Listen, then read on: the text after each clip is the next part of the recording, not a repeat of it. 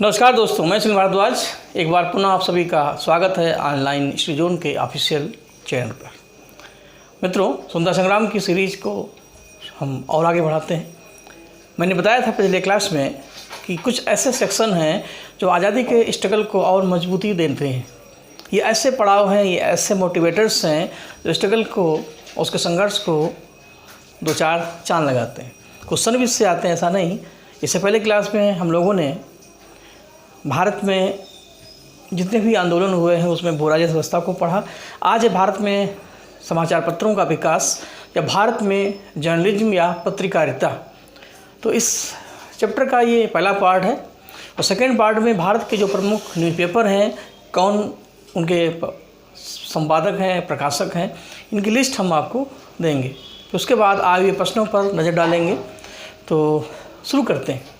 समय बचाने के लिए हमने चीज़ें आपके सामने व्यवस्थित की हैं, जिससे हमारा आपका कीमती समय बचे, नोट्स भी आपके पास सही तरीके से आ जाए। आप चाहे इसको लिख सकते हैं या इसका स्क्रीनशॉट लास्ट में ले सकते हैं। दोनों तरीके से ये आपका हो जाएगा। भारत में समाचार पत्रों का विकास सही तरीके से माना जाता है जब यूरोपीय कंपनियां भारत में प्रवेश करती हैं।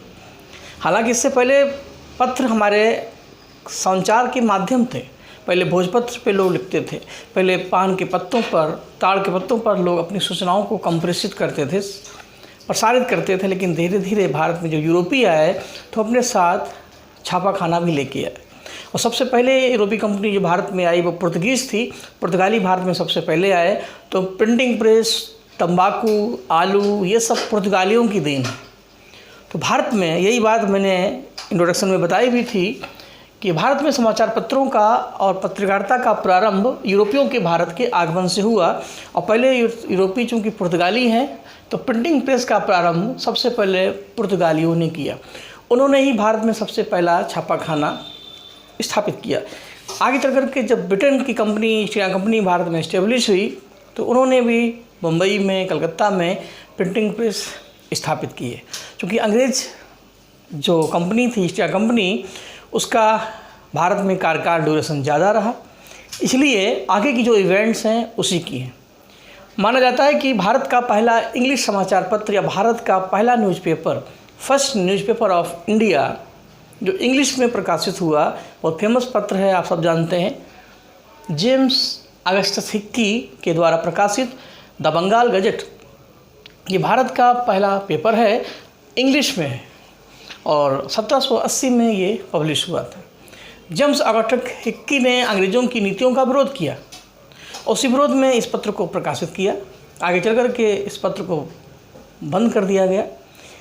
भारत में रहते हुए किसी भारतीय ने किसी पत्र को प्रकाशित किया, यानी भारत में पहला समाचार पत्र जो किसी भारतीय के द्वारा है।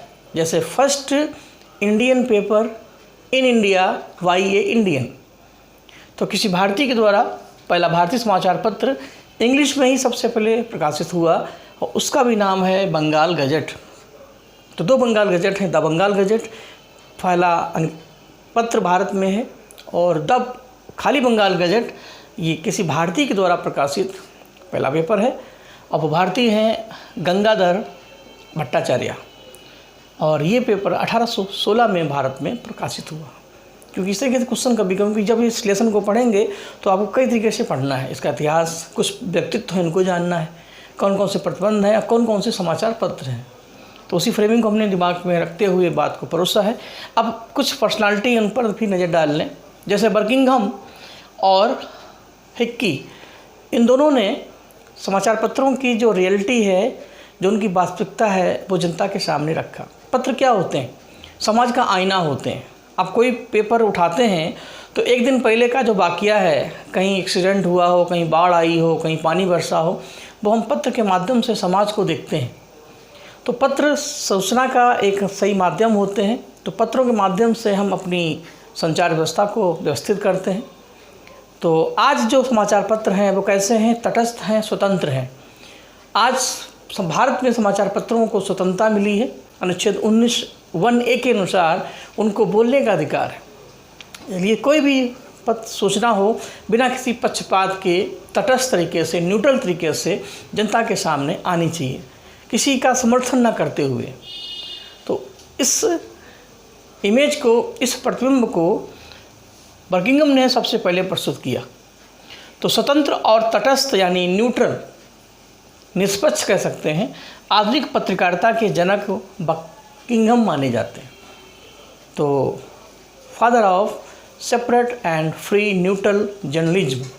तो आज की जो पत्रकारिता है उसकी देन कहीं ना कहीं बर्किंघम है। और आगे बढ़ते हैं, फिर आगे बात करते हैं। एक बहुत फेमस नाम है राजा राम मोहन राय। राजा राम मोहन राय ने राष्ट्रीय प्रेस की शुरुआत की। भारत में पहला छापाखाना तो पुर्तगालियों ने खोला, लेकिन किसी भारतीय के द्वारा स्थापित पहली प्रिंटिंग प्रेस राजा राम मोहन राय की है।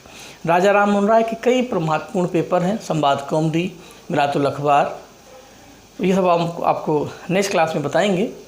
तो Raja Ram Mohan Roy, the father of national press, the father of modern India, आधुनिक भारत के पिता भी राजा राम मोहन राय ही माने जाते हैं। एक नाम आता है कृष्णदास पाल। कृष्णदास पाल की खास बात यह है कि ये पत्रकारिता के प्रिंसेस हैं, राजकुमार हैं। इन्होंने अपने युवा अवस्था में पत्रकारिता के लिए काफ़ी प्रयास किए, इसलिए उनको प्रिंस ऑफ जर्नलिज्म बोलते हैं। चार्ल्स मेटकाफ पहले ऐसे गवर्नर जनरल हैं जिन्होंने समाचार पत्रों पर सारे प्रतिबंध हटाए, जो बेड़ियाँ जकड़ी थी वो हटाई, क्योंकि कई समाचार पत्र पर प्रतिबंध लगे थे, चाहे वो सेंसरशिप हो, चाहे वो लाइसेंसिंग एक्ट हो। तो मेटकाफ बैटिंग के दौर में थे, इन्होंने सबसे पहले मुक्ति दी, इसलिए इनको मुक्तिदाता ऑफ न्यूज़पेपर बोलते हैं। समाचार पत्रों को मुक्ति दिलाने वाले चार्ल्स मेटकाफ। पहला हिंदी समाचार पत्र की बात करें तो पहला इंग्लिश समाचार पत्र तो बंगाल गजट है, लेकिन पहला हिंदी समाचार पत्र है उदंड मार्तंड, जो पब्लिश होता था कानपुर से 1826 में और जुगल किशोर के द्वारा।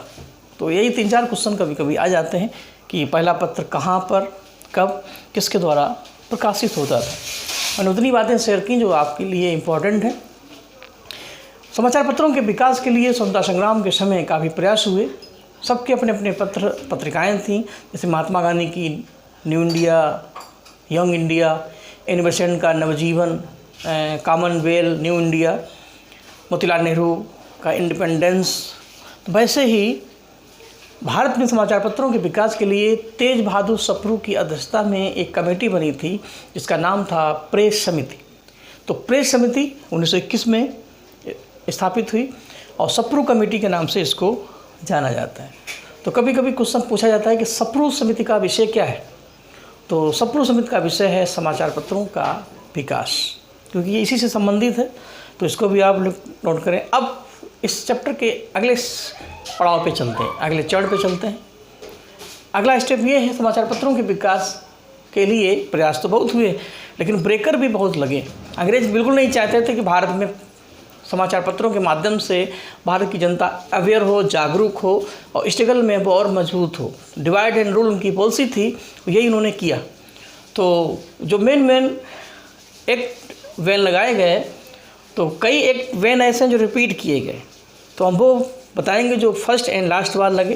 तो शुरू करते हैं। पहला वैन है सेंसरशिप अधिनियम या प्रेस नियंत्रण अधिनियम।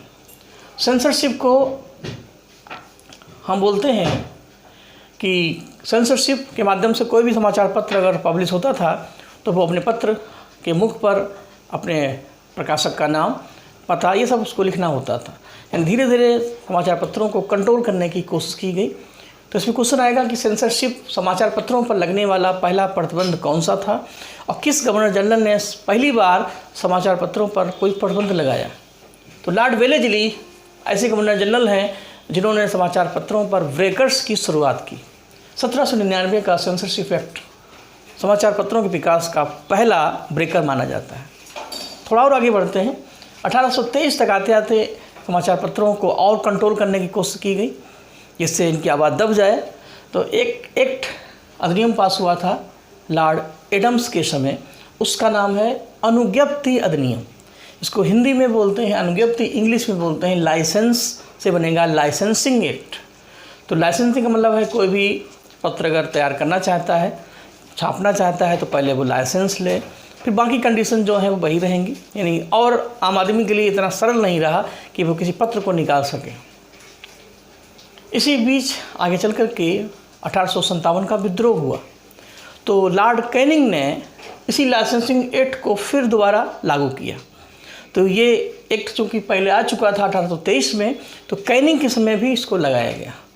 तो कैनिंग वैसे मैंने यहाँ लिखा है जिन्होंने समाचार पत्रों का विरोध किया, तो वही लाइसेंस एक्ट फिर दोबारा शुरू होगा, इसलिए हमने यहाँ पर उसको हटा दिया कि ये चारों एक्ट अधिनियम अलग अलग हैं। पहला है सेंसरशिप, दूसरा है लाइसेंस। सेंसरशिप आए तो बेलेजली होंगे, लाइसेंसिंग व्यवस्था आए तो एडम्स होंगे।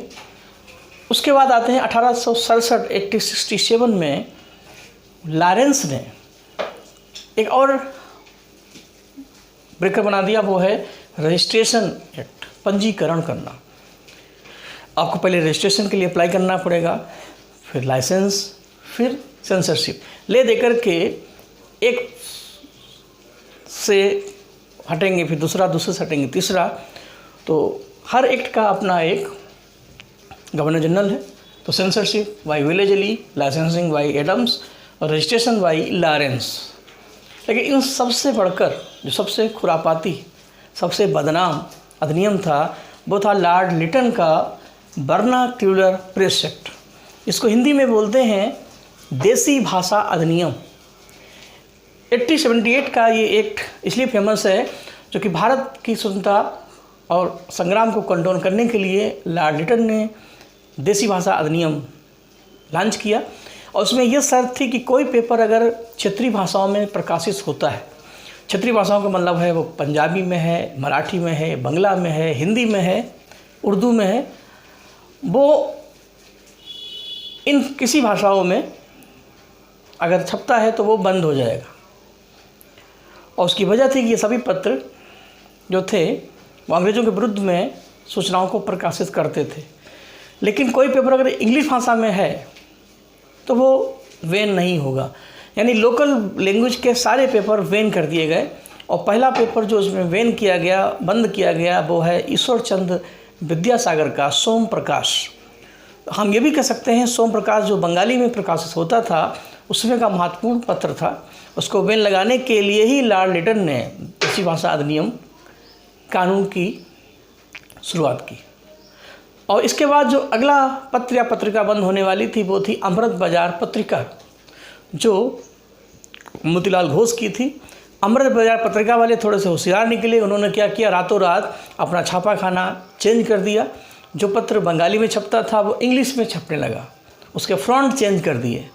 और इसीलिए जब सुबह लोग उसको बंद करने आए तो पेपर जो इंग्लिश में था तो हम लोग कुछ कर नहीं पाए।